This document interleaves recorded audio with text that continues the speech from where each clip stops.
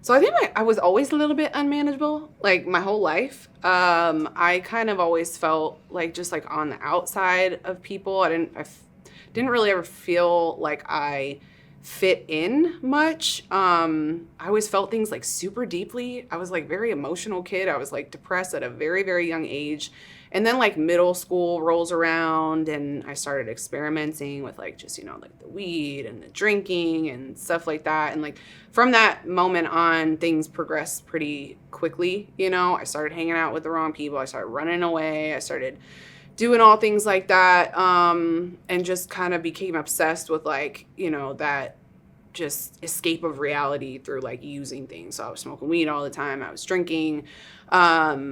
That went on, I went on to harder substances and the progressive thing. And then around like 15, I was introduced to OxyContin, 80s. Mm-hmm. And that was because I was actually addicted to ecstasy at the time. That was like my thing that I really, really loved. I couldn't get it one weekend.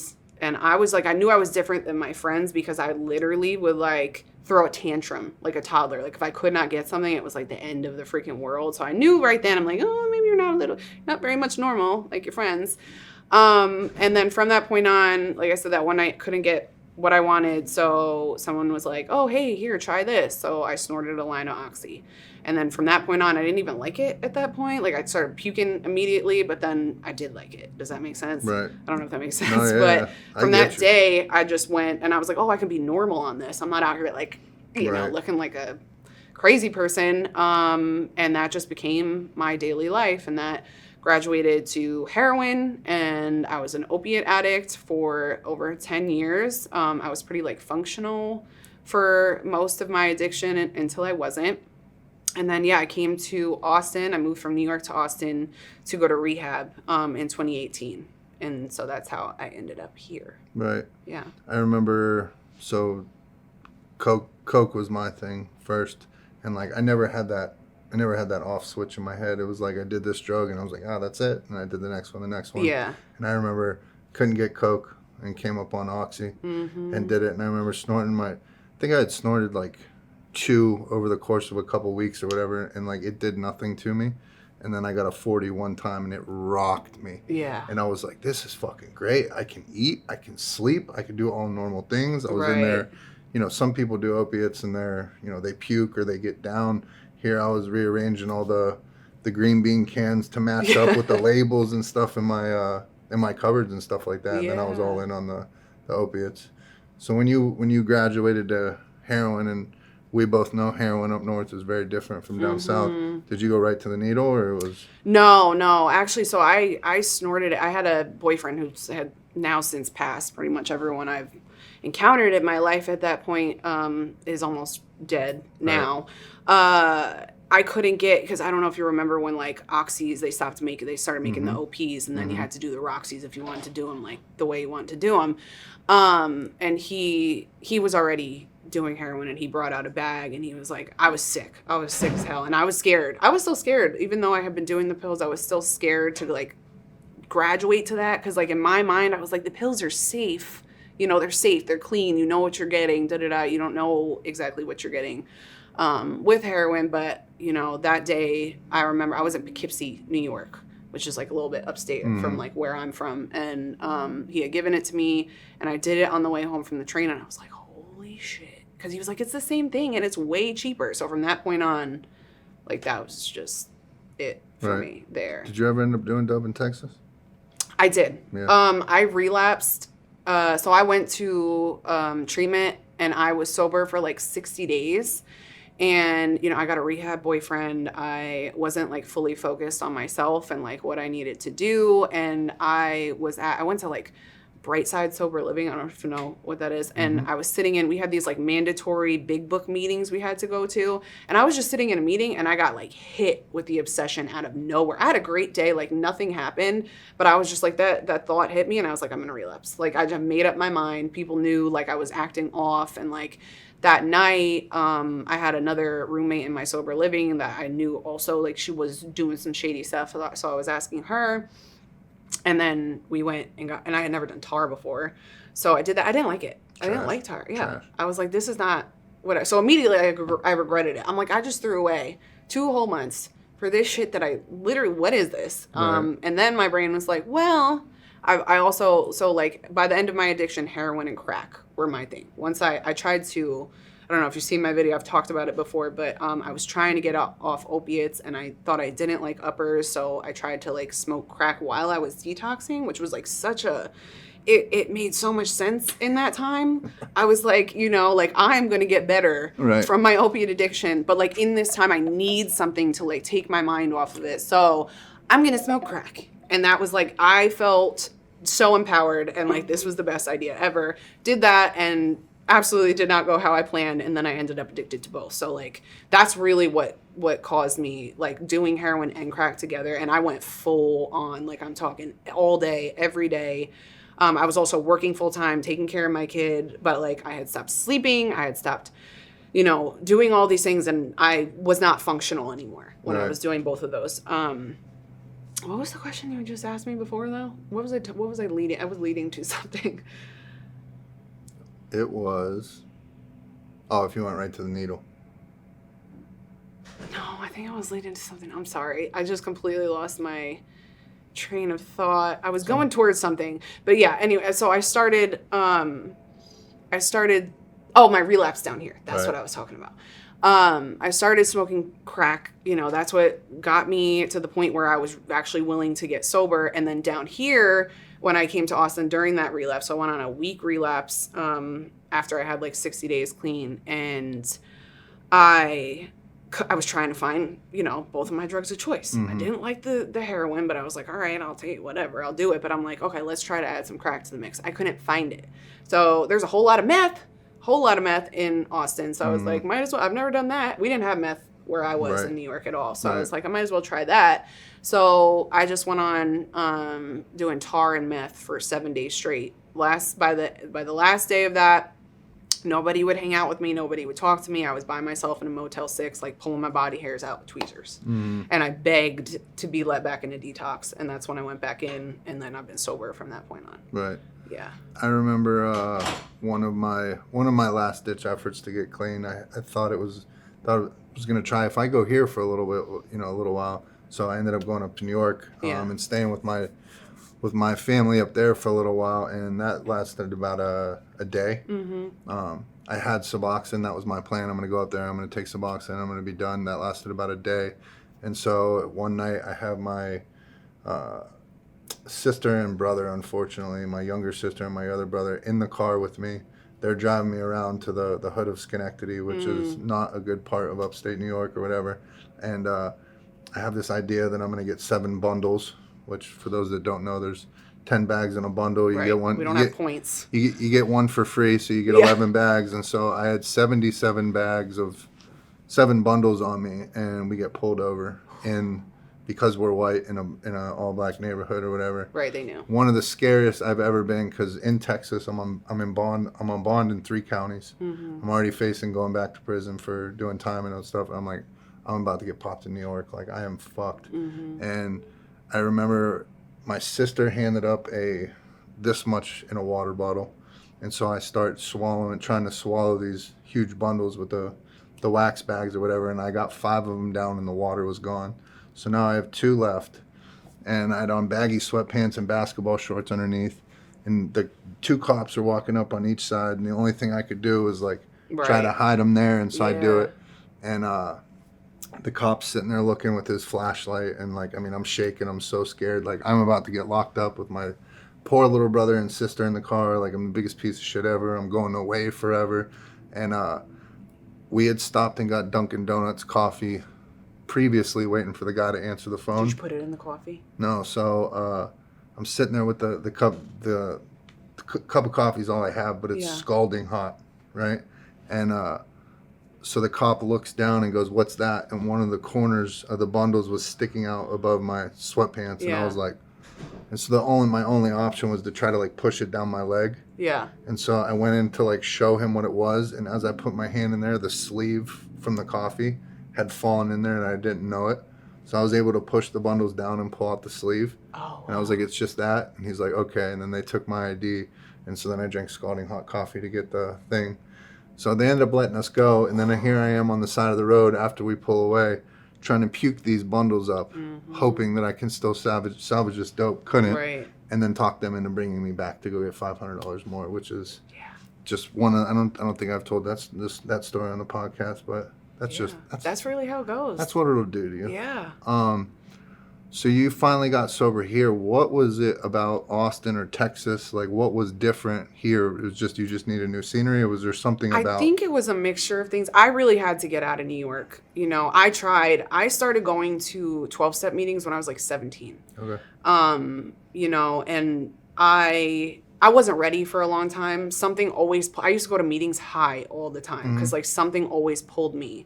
You know, I did NA back in New York, and like just knowing that these people like that gave me like I didn't feel like there was ever a possibility for me, like realistically in that time. I was like, this is just never going to be me. Like I've tried so many times. But when I came to Austin, I think that number one, like just my last few months in New York really brought me to the point where I was like actually willing to like leave my job, leave my kid, like actually go somewhere. Right. And then I'm not exactly sure like what I was willing to.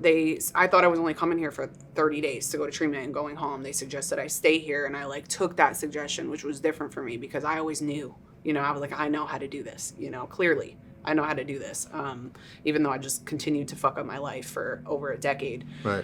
And then just the recovery community down here was very different than from like what I had back home.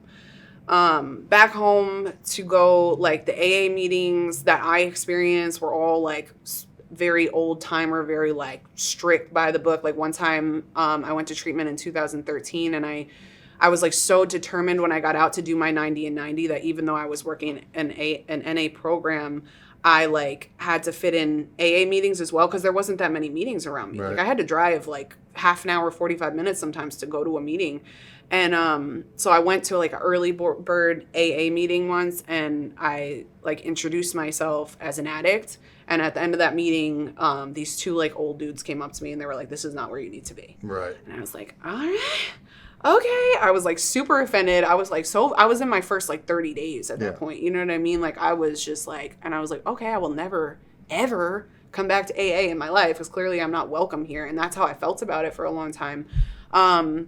Once I came here and I had a different experience with the 12 steps in AA, it was really different for me. I felt that they were way more accepting.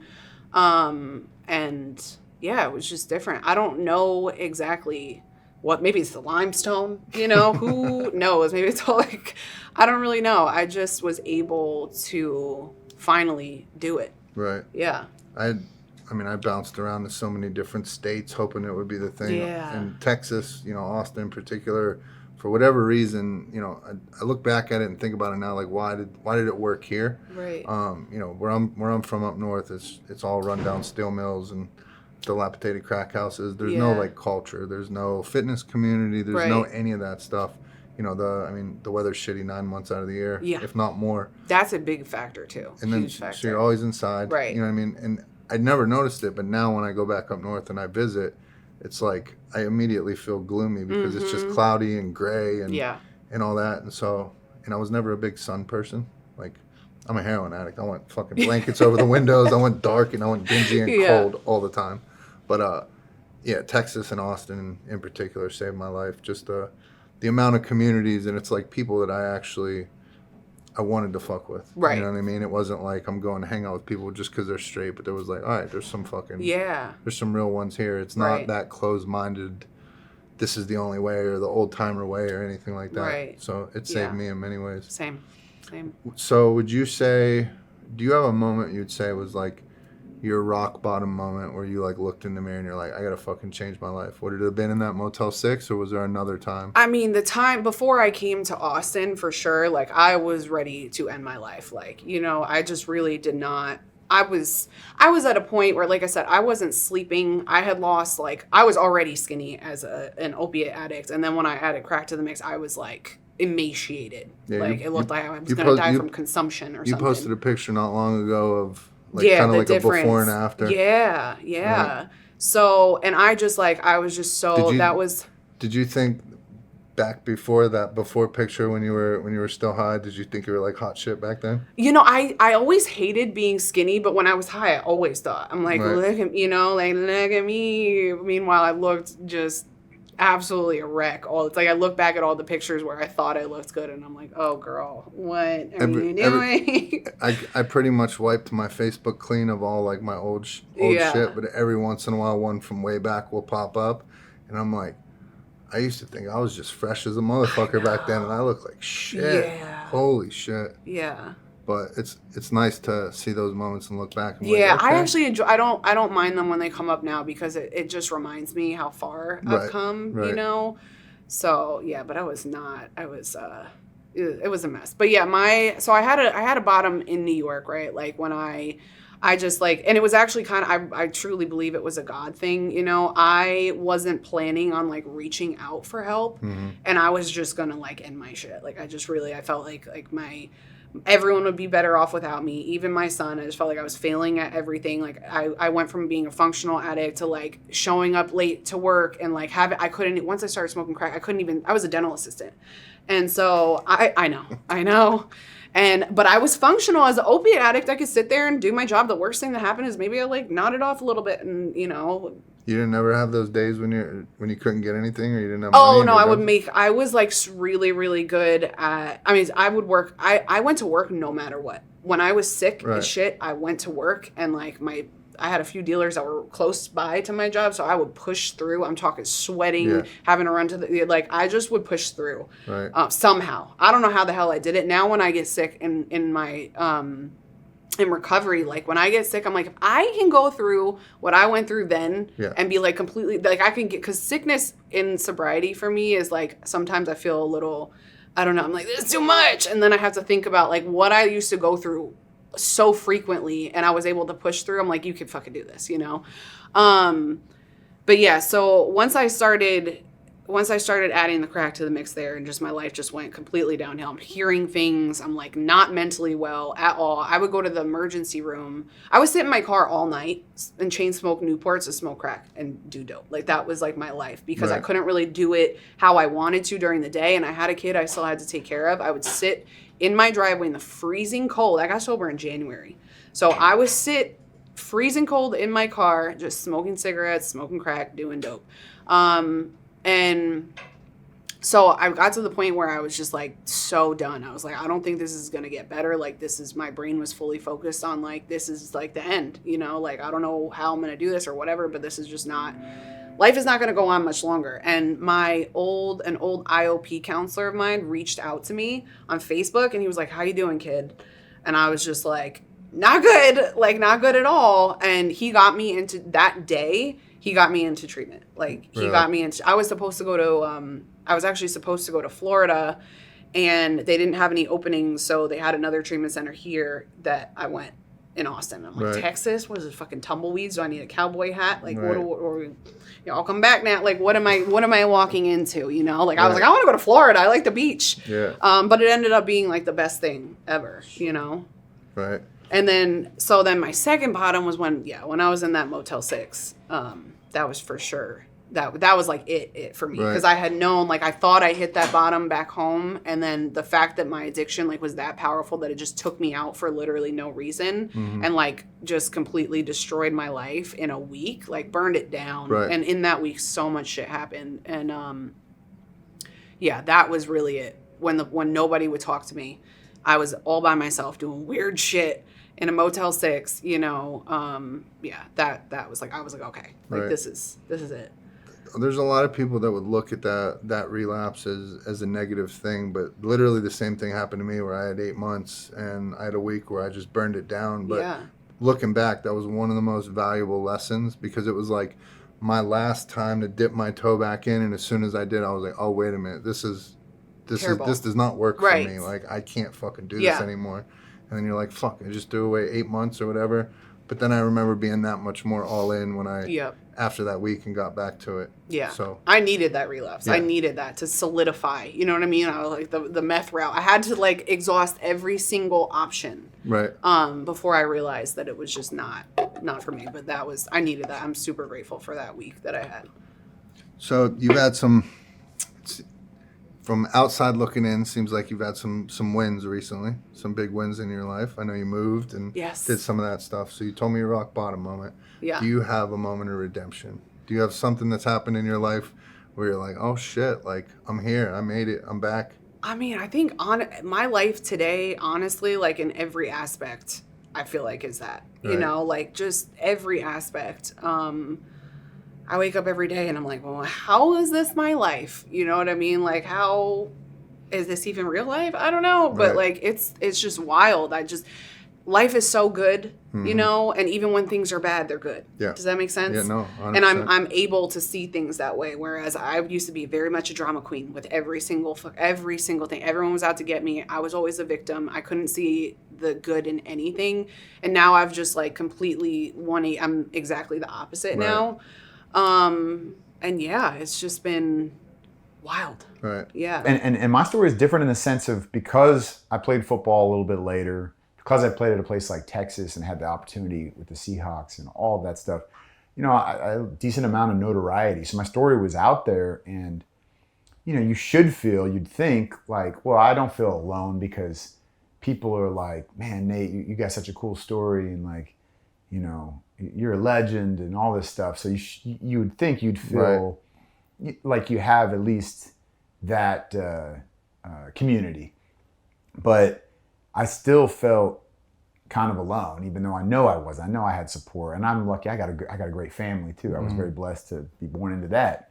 So I had all these things going for me. Every reason to just be grateful for the opportunities and the privilege that I experienced. But I still felt kind of just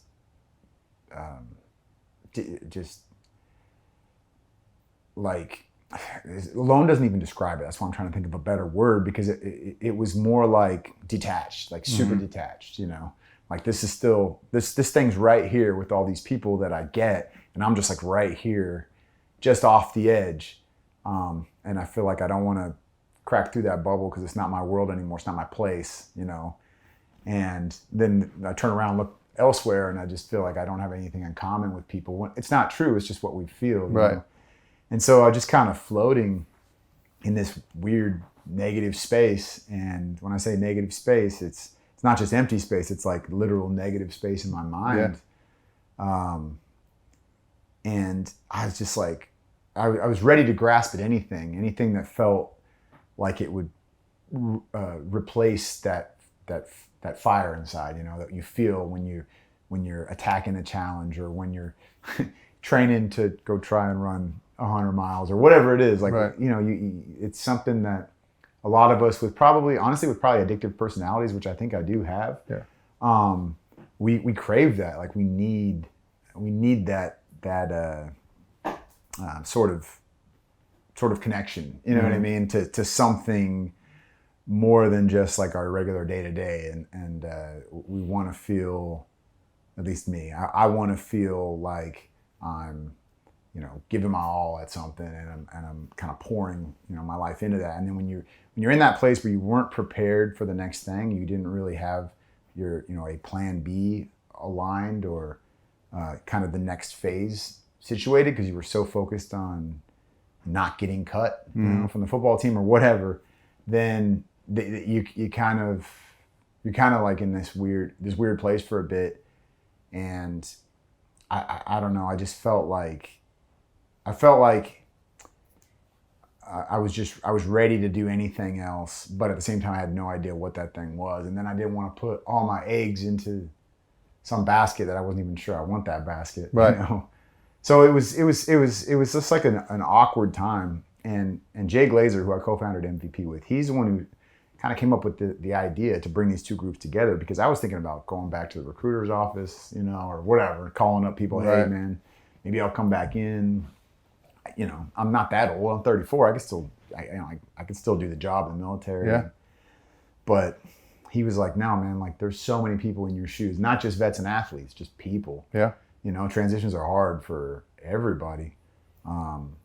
That could use either a program like this, or at least some messaging around like how, you know, we can kind of harness and redistribute that energy into other places. There's Yeah. nothing wrong with that. You could still do incredible things with your life and, you know, change the world or, you know, whatever. Right. I mean, we all want to, at some level, like we want to belong, we want to make a difference, we want to feel like it matters that we're here and, Yeah. and that we're doing something productive for society or at least our families and stuff Right. like that. So, You know, did you have a rock bottom moment in your journey to where you kind of looked yourself in the mirror and you're like, oh, I got to change some shit. I have to figure something else out because this isn't the way.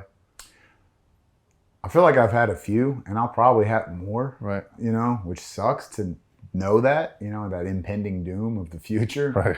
But I think that's just life. Like, it does happen. But the first one that I clearly remember was when I was 23 years old, and it was before I joined the military, and I was living in Los Angeles. I'd been there for about, I guess, 4 years at the time, you know, and 9/11 had happened a couple of years prior to that. And I thought about joining, but I still didn't do it. And then I just was like, nah, I don't want to be in the military. I'm not right for the military. Those guys are all marching around with, you know, crew cuts and all. That's not me. Mm-hmm. But the real reason I think I was afraid of it or had those doubts is because I thought that I wasn't good enough, or that, Right. like, I can't have somebody's life in my hands. You know what I mean? Like, Mm-hmm. I'm not the right guy. So just feeling at that time like everything I did was fairly self-serving, you know, and not understanding also that you can still do things that you love and enjoy. You should do things that you love and enjoy, but also can benefit other people's lives at the same time. Like, it's not one or the other, you know what I mean? So I just felt like, well, I don't make a difference in anybody else's life. If I wasn't here, the world would keep spinning just fine, you know. Yeah, my family would miss me, but like no one would really, no one else would. Right. And that's not a good feeling. You feel like that you don't make it, you don't matter, you know, you don't make a difference, and you know, you're not benefiting the universe at large in any way by you still being here. And so it wasn't, I never genuinely thought about disappearing from the earth, you know, but I also felt like just that numbness of just, you know, not mattering, not belonging. Right. And so I just remember like that rock bottom moment. I remember like, I just remember, you know, I was driving on the highway somewhere in LA, you know, and I think everybody's had this thought, you know, just like, what if I did just, Mm-hmm. what if I just took a hard right, Yep. you know, and drove off this cliff right now? Like, what if, you know, I wonder what would happen. Like, how crazy would it be? Like, what would you know, what would that mean to other people? Mm-hmm.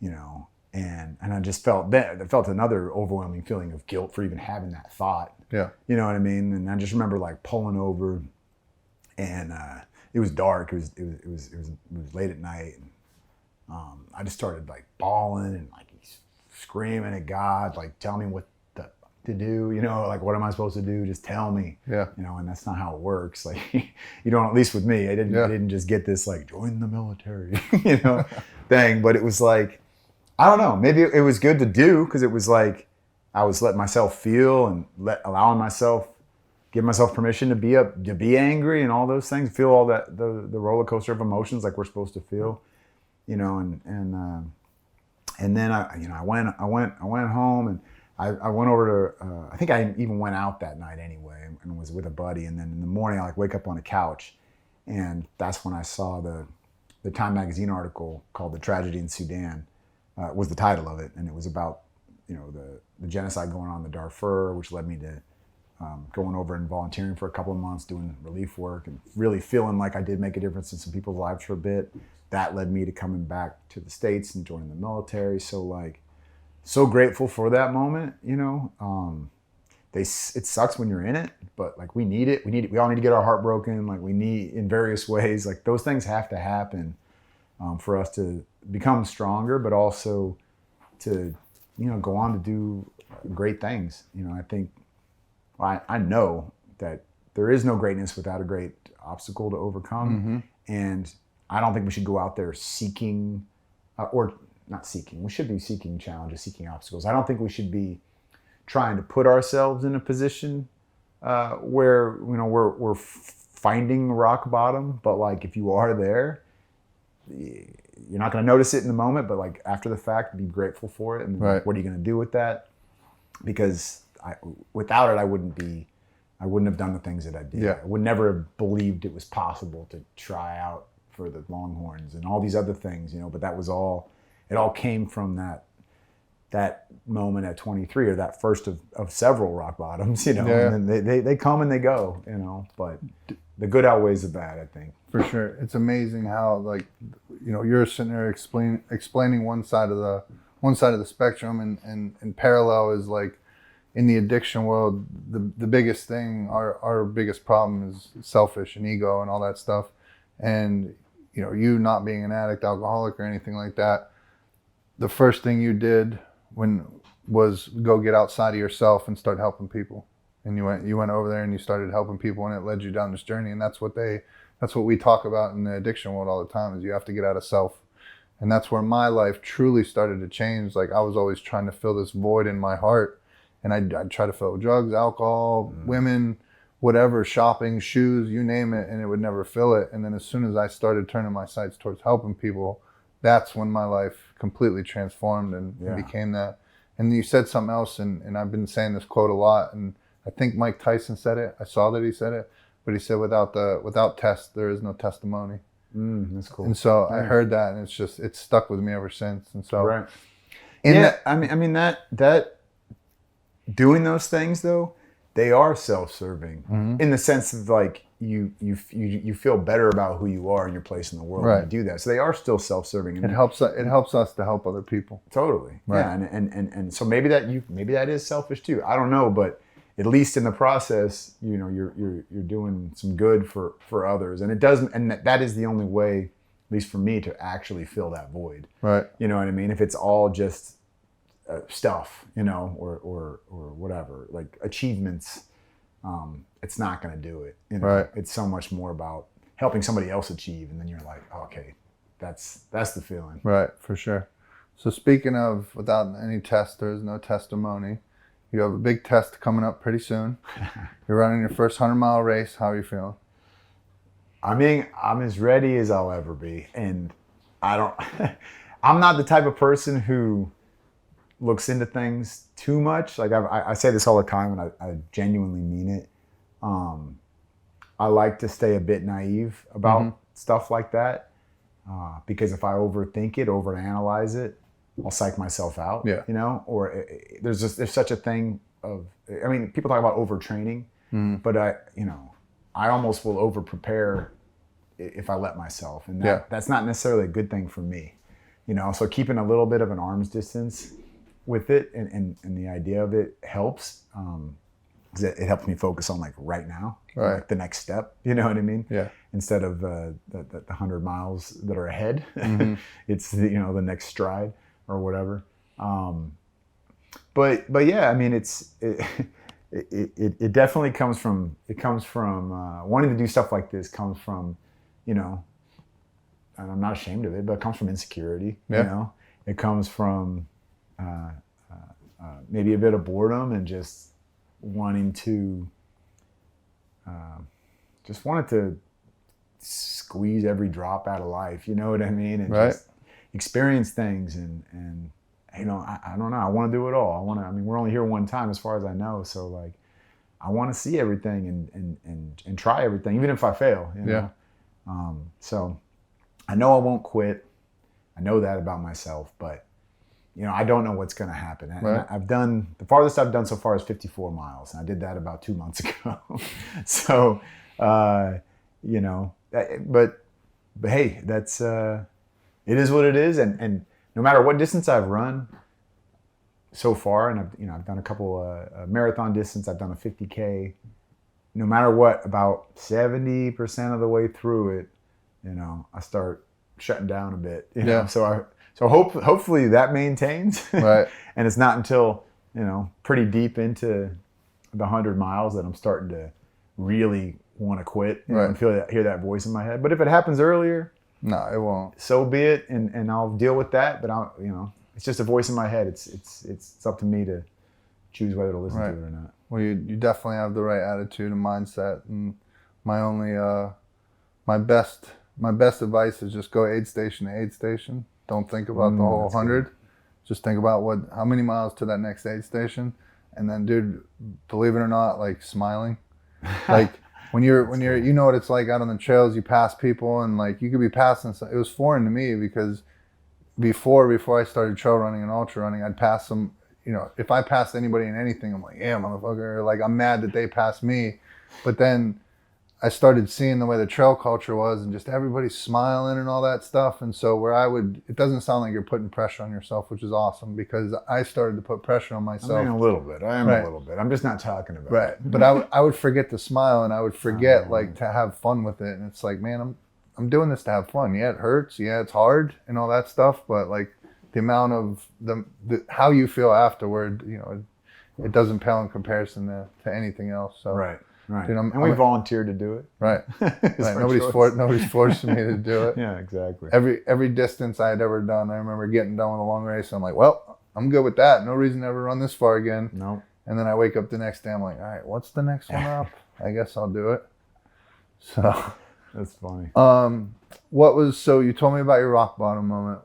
Do you have this is the I Am Redemption podcast. So do you have a moment of redemption where you just took a look around and you're like, I'm back. I made it. I'm here.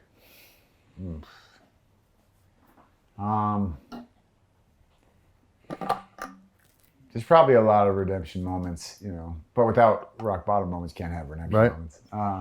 And I think I'll stay with that same period of my life. I mean, getting over to the Darfur, when I made the decision to go, I called every NGO, like Doctors Without Borders, Catholic Relief Services, Child Fund, and all of them said, you don't have a college degree, you don't have any special skills, it's a war zone, what are you going to do over there?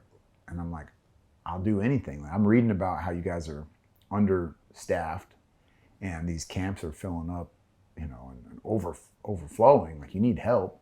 I'll fly myself over there, put myself up, I'll figure it out. I don't want you to sponsor me, I just want to help. Yeah. And they were just like, well, it's not that simple, it's just red tape, blah, blah, blah. And I was like, okay. Well, I mean, I could have just said, yeah, I guess this is not in the cards. But for whatever reason, I didn't. And I just decided I was going to go either way. I'm just going to fly over there and figure it out. So now I somehow obtained a visa from the consulate, like a 60-day work visa. And I flew over there to N'Djamena, the capital of Chad, which is very far from where the camps were. And then I talked my way onto a little UN flight and, got out there. And then I'm out there and they're like interrogating me, like, who are you? What are you doing here? And like, blah, blah, blah. And I'm like, dude, I'm just here to help. And I'm here now, so you better use me. Right. And they did. And I just remember like that first night after getting to volunteer in the camp and laying, I was sleeping on the ground just like everybody else, and I'm laying there like under this beautiful, lit up African sky and like all the stars and just kind of feeling like I was home in a weird way, something I hadn't really felt in a long time, if ever. And I was right where I was supposed to be in this very foreign place. And just like I did it, like I said I was gonna do this thing and I figured it out and now I'm here. And then the next 59 days are what really, really changed me, and gained so much perspective and appreciation for the opportunity we have here and the opportunity to serve other people. And, anyway, but that moment, that first night of like, everybody told me I couldn't do this or I wouldn't make it. And they were all telling me this is impossible. It's not something that you can do. And now I'm here. Right. So like, what can't I do now? Right. You know what I mean? So what was it for you? Like at what age were you when you first like got into bodybuilding, fitness, or anything? Because this hasn't been looking back on like kind of your journey and following you through social media, this wasn't something that was always a thing with you, right? Yeah, I mean, I was always an athlete. So I was born here in San Antonio, actually. And I was a wrestler from the ages of 15 to 18. Really? So for a majority of the time, I was the only girl on an all boys wrestling team. It's not very like common for women to be wrestlers, especially like in Texas. So that's where my journey really started. And I eventually moved away from that and went completely in the opposite direction to become a makeup artist and a hairstylist. So I moved to Austin to go into beauty school and did that, went through the whole education process, got a job, got my dream job in Austin. And I was doing it and I was just like, when is this going to become everything that I expected it to be? Right. And I kept saying, like, I'll be happy when. I always like to use this with, like, the clients that I coach. It's like, I'll be happy when syndrome. You know, I'll be happy when I lose the weight. I'll be happy when I get the guy. I'll be happy when I compete on stage. And what that does is it really holds your happiness and prolongs it for, like, a specific date. Yep. And then most of the time when you get there, you're still not happy. So that's what happened. I ended up moving past being an assistant, being a stylist, everything that I thought I ever wanted, and I still wasn't happy. Right. So I wasn't only happy with like myself and how I was presenting myself to the world, but the job I was doing just wasn't fulfilling to me. And I started working out again, and then eventually changed my physique, which changed my entire life, which is why I'm here now. I never had the intention of becoming a pro. Right. I never even wanted to bodybuild. And then that's just kind of how it happened. And I started realizing I'm kind of good at this thing. Right. I was like, I think I could take this a lot farther than I realized. So that's when I decided to start bodybuilding. Yeah, I love that. Yeah. The what you said about I'll be happy when. So I work with people every day with like drug and alcohol field, and so people have this tendency in my field to think once they get sober, or they'll be like, all right, you know, I just need to get the girl, I need to get the job, I need to get my car, I need to get the guy, whatever it is, like these external things that you feel are like going to make you happy. But I needed to see, you know, in my case, I wasn't happy with myself. Yeah. All these external things, it was just empty. Yeah, they're just Band-Aids. Right. And so very much in my story, when I got, you know, first I got involved with running before I had ever discovered the gym. And I got involved with running because I was afraid to go into the gym and let people see I didn't know what I was doing. Yes. I didn't want to feel like I looked stupid. And so I train people every day too. And so that's like the biggest hurdle I see is what keeps people away from the gym is they're afraid to come in and feel like they look dumb, you know, afraid to get vulnerable. But it completely transformed my life when I did get in there, started figuring it out, and then became this. Wasn't anything I thought I'd ever get into, but it became the first topic in my life where it's like, once I discovered it, I couldn't get enough information. Oh, like, yeah. Constantly reading stuff, constantly watching reputable people that are educated and doing this stuff, and it transformed my life. So I feel like a lot of times on the podcast I talk about fitness or the gym, but it's a direct correlation between like how I'm doing in the gym and how I'm doing them in life. You know It's what I mean? true. I mean, for a lack of better words, I usually say that fitness is the gateway drug to personal development. Yeah. Because a lot of our fitness journeys, they start from a vain place. You know, you're not happy with the way you look. You're not happy with the way you're treating your body and feeding your body. So it does start from a place of I'm not liking what I'm seeing in the mirror, and I want to change that. And the way that you do look on the outside does affect how you show up in life. Yeah. So it did start from a place of that. And I started getting more confidence because not only was my physique looking better, I was healthier. I had more energy. I was nicer to my family. I was nicer at work. And I started I started radiating this positive energy because I was now okay with myself physically and, you know, internally, that it was radiating to people around me. And they're like, I want what she has. Yep. And I was like, it literally started from me just going to the gym, being my word, and staying in integrity with the things that I say I'm going to do when I'm going to do them. Yeah. And that doesn't have to just be fitness. Right. It could be your business. It could be with your relationships. It could be a bunch of other things. Right. What originally got you into wrestling in school? My brother. Really? So I am 5'2", and I tried out for the volleyball team. obviously that wasn't going to work out. Right. So I didn't make it, and I was really, and this was like 8th grade going into 9th grade, and my whole identity was being an athlete, and I didn't make the team. And I was like, what do I do? Like, I don't know what I should do. And my brother had already been in wrestling for a couple of years because he was 2 years older than me. And he started like practicing his moves on me, because I always like to say I was my older brother's younger brother. He never had, because Yep. he was just surrounded by girls. Yeah. And he would practice on me, and I would keep up, you know, sometimes even be a little bit better than him, I'd like to say. And he's like, Julia, you got to join wrestling. And of course, being a girl, and you know, you want to fit in, you're in high school, it's already weird and awkward. Right. I was like, no, people are going to make fun of me. I got to do something like volleyball or like dance. Like, there's no, like, are there any other girls that do it? And he's like, no, but I think you'd be like really good at it. So I actually body slammed one of my friends in 8th grade, because we were like wrestling. It was the summer. I still hadn't made a decision of what I was going to do. And I picked her up, and now I know what like the move is, because I learned it. Picked her up, body slammed her, and she like had the breath knocked out of her, and like everyone was like hovering over her, like, are you okay? Are you okay? And in that moment I was like, I need to do this. I think I'm gonna be good at this. Right. She was fine. Okay, she was fine. But then I started doing it, and I absolutely loved it. My brother and I got really close doing it, and taught me a lot of lessons that I now take into bodybuilding. And we ended up, his senior year and my sophomore year, we were captains of the wrestling team together. Really? So it was really cool. Yeah. Wow, what a special thing between a brother and a sister. So we had talked before we had started the podcast, and I was telling you a little bit about the film that they did with my story. And so one of the big portions of the film is me rebuilding the relationship with my sister, because I had strayed for so long and been away for so long. I had missed so many milestones in her life where she was just operating as if she didn't have a brother. Yeah. And so when I got sober and got back into her life, it was pretty difficult to work back in there. And so just hearing that and thinking about having that with my sister would have been amazing. And then the fact that you became captain and everything like that. Yeah, it was so cool. It was really cool to be like that. He has a lot to do with like my journey now, because if it wasn't for most younger sisters, typically they look up to like their older brother when they do have an older brother, or if it's like an older sister, like you look up to them. And I looked up to him a lot. He was very like charismatic, always athletic, very, very smart. And I admired those qualities in him.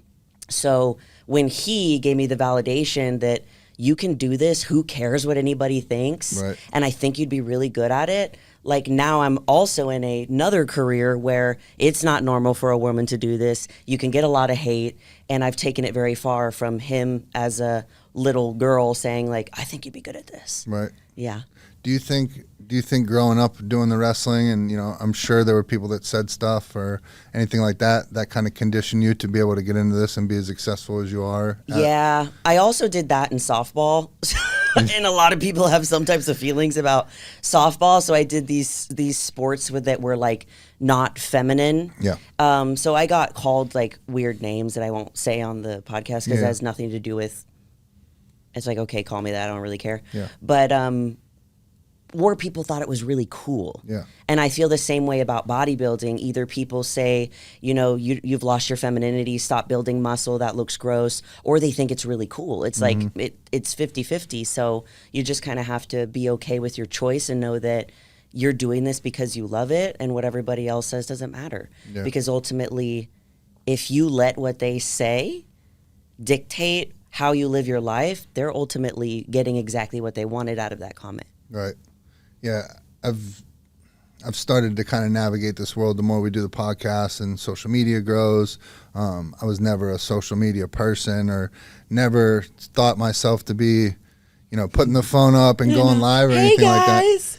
And then now I've been doing a little bit about that, and there's a vulnerable sense of it. You know, you're putting yourself out there for the world, and it seems like everybody on their keyboard, they got balls because they're just behind the keyboard and they want to say crazy stuff, and it's unfortunate because at the end of the day, I'm just trying to put out positivity, help motivate people, try to inspire people, which is, I'm sure, exactly what you're doing. And the only thing I can come up with is I feel like maybe a lot of, you know, what you got going on, what I got going on, makes people uncomfortable because they're so used to being comfortable. Yes. You know what I mean? That happens with like with fitness journeys too, or with your personal development journey, the people around you will either accept it, or the people on social media will accept it, or they'll reject it, because it's like you're holding up a mirror to their face and saying, this is what you are or aren't doing. And that's not to say that there's anything wrong with them or anything, but it might actually be something that they want to do, but they don't have the courage yet to do. So the way that they cope with it is by, well, I'm just going to put you down, and then maybe that'll make them feel a little bit better about it. But ultimately, a lot of the people that ended up, maybe making fun of me or poking fun at me, bringing my meals, ultimately ended up packing their meals, starting to work out. You know what I mean? Right. So I can get it from that sense, but if I think about it that way, it makes me feel a little bit better. Right. When I had originally got into running, and then I got into ultra running, and so people heard about these races that I was doing, running all these crazy miles, and a lot of people in the recovery community, their go-to would be like, well, you're just replacing one addiction for another. And they would try to find every single thing wrong with what I was doing, when at the end of the day, I can look at it and be like, this has put me around amazing people. They don't care that I was a drug addict. They don't care I've been in trouble before. They just care I'm showing up and running these miles. It's put structure back into my life. It makes me eat better, makes me go to bed earlier, makes me wake up earlier, makes me more consistent, like all these things. If you're going to tell me that's a bad thing, like I can't. I know. It's like, how could that be a bad thing? Right. If it provides so many of these things for me and Right. keeps me not an addict anymore. Yeah. And then, but you take a look at, I would take a look at a lot of the people that would say things like that to me, and they might have like double the sobriety that I had, but they're miserable. Like it's like every time they speak, it's like vinegar coming out of their mouth. There's no positivity. And it's like, I look at that and it's like, man, he's 10 years sober or whatever it is. And it's like, is that what I got to look forward to? Like, I'm supposed to be like you now? Yeah. What I'm doing is wrong when I'm at 5 years sober, but I'm happy, healthy, never felt better, never looked better, but you're sitting there miserable at 10 years. It just doesn't compute or make sense. So that's what like helps me consider the source of where these things are You're coming like, the from. math ain't mathin'. Right, there you go. That's a very good way to put it. So when you originally got into the gym after the wrestling and all that, why bodybuilding? What made you gravitate towards that? So I was really intimidated to get back into the gym because I had been an athlete from, 15 to 18. I did weightlifting. They made us run cross country in the morning to Really? build up our stamina For wrestling? Wrestling, of any high school sport, wrestling was the most badass. It is the training. most badass and For one sure. of the hardest. And then also they don't teach you how to diet to a weight class. So then there's that. That also came up later in my life. Yeah, we would do cross country, we would do weightlifting, and then we do wrestling. Sometimes I had an additional wrestling practice after that because I was the only girl. So they would bring in a actual girl coach that was a volunteer, and she would volunteer to come and help me because I didn't have anyone to train with, because it was I just would wrestle the boys. So she would come and train with me so I could get a better idea like what it was like actually wrestling a girl, because that's what I would compete with. So I was used to working out, and then you leave that, and a lot of high school athletes struggle with this when they leave and they don't continue. They have like an identity crisis. They're like, who am I? Right. Who am I if I'm not a wrestler? So I went and did hair, and I kind of felt that way, like who am I? And I started with like Pilates and like places where I can just like hide in the back and not feel like I was doing everything wrong. And then I was at a Pilates class and I saw this really like jacked teacher, and she was like a bikini competitor at the time who was a couple weeks out from a show. And I said, if I continue these classes, will I look like you? And she said, no. And I said, then I want to cancel my membership. Who's your coach? And so I started, that was my first bodybuilding coach. Really? Yeah. That's cool. So when you first got into the bodybuilding stuff, what did you, like with that style of training, were you just all in from the get-go or what? Yeah, I very much was, and I did it for about like a year and a half with that one coach.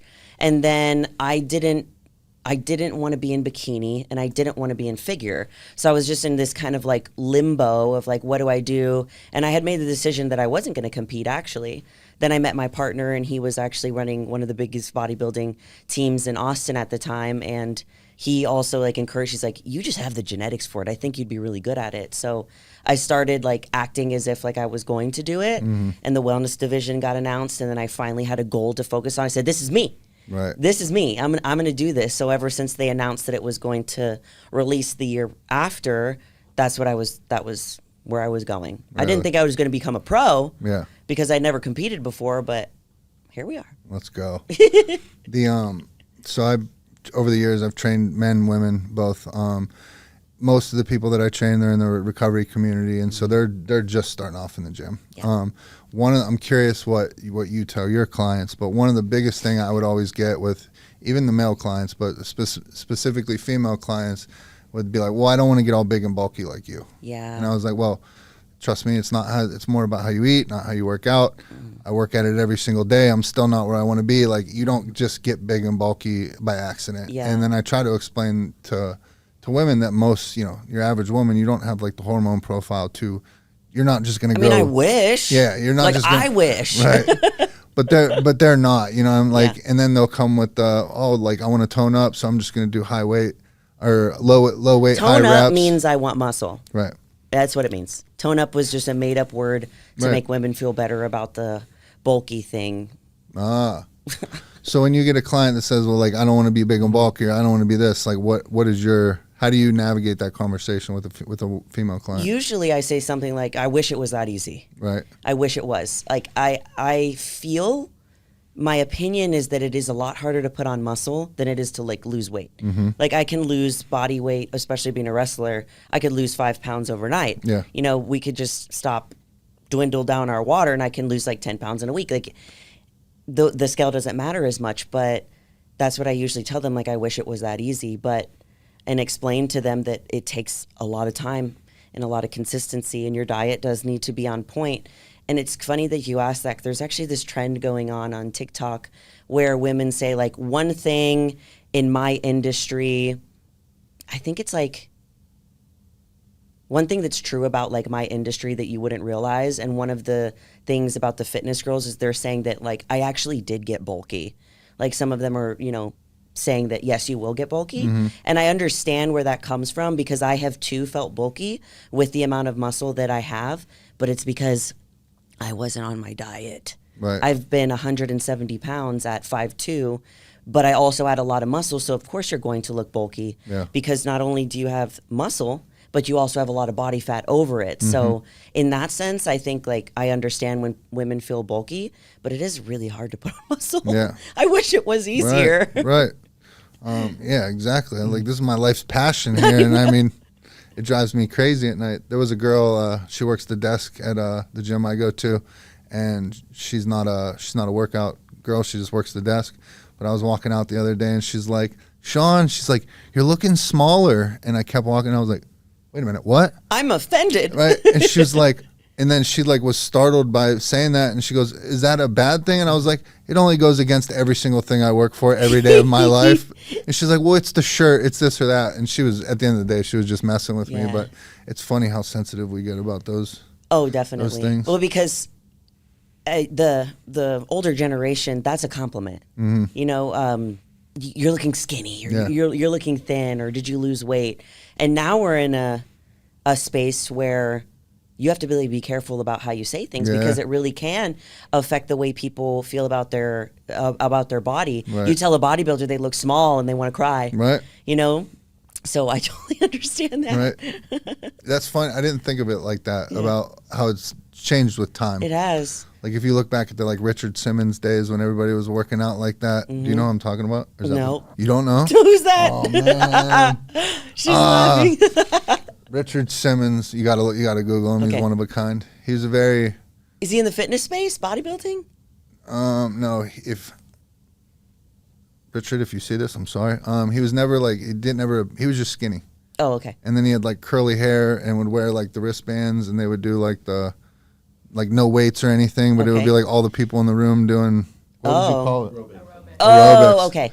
You don't know what I'm talking about? Nope. They're just doing a movie about him with Pauly Shore. Oh, wow. Do you know who that is? Nope. Oh man. He used to be fat and then he got skinny doing Oh, aerobics. my mom used to do the like the is it Tai Bo? There you go. That guy? She used to do those in the living room. I remember So that. if you take Tybo, then like 10 or 15 years before, Okay. he was that guy. Okay. It was the same stuff. I don't even remember why we're talking about him. Oh yeah. But- Well, because you were saying like how times have changed. Oh yeah, It's like what's okay to say. So back then, everybody Yeah. wanted to be skinny and Yeah. all that stuff, and now that's just not the. Yeah, like I've even had to have conversations with like my mom about that, because when my mom grew up, like it was like, how can you be the thinnest, and now we're more accepting of every single body type. Yep. So it's completely different.